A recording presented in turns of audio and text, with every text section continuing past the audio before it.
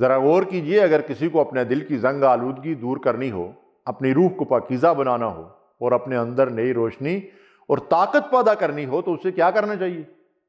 یہی موقع رمضان المبارک ہمیں عطا کرتا ہے۔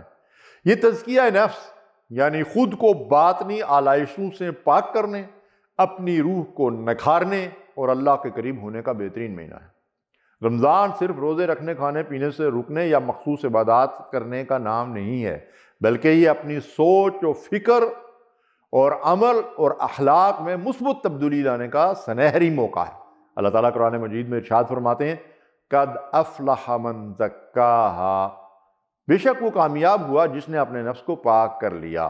روزہ ہمیں صرف بھوک اور پیاس سہنا نہیں سکھاتا، بلکہ یہ صبر، ضبط نفس اور تقوی کی عملی تربیت دیتا ہے۔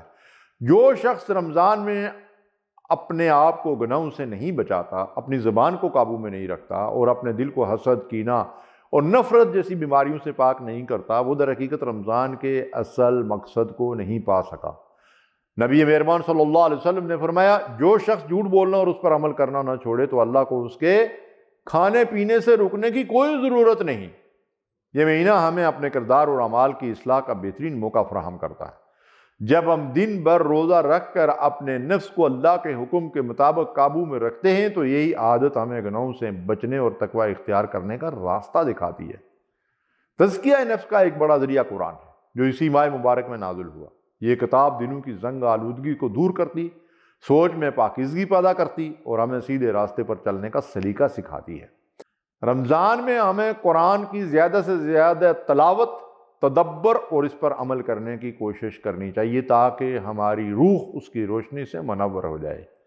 افطار کے لمحات صرف کھانے پینے نہیں بلکہ دعا اور اللہ کی قربت کے لمحات ہوتے ہیں۔ یہ وہ وقت ہے جب ایک روزہ دار کی دعا رد نہیں کی جاتی اور جو شخص اللہ سے سچی مغفرت طلب کرتا ہے وہ ضرور بخشا جاتا ہے۔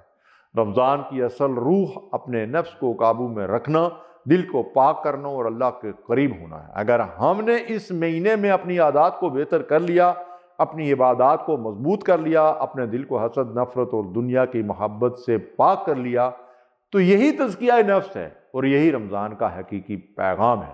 اللہ ہمیں اس مبارک مہینے میں اپنے نفس کو سنوارنے، اپنی زندگی کو بہتر بنانے اور اپنے دل کو ایمان کی روشنی سے بھرنے کی توفیق عطا فرمائے۔ آمین یا رب العالمین۔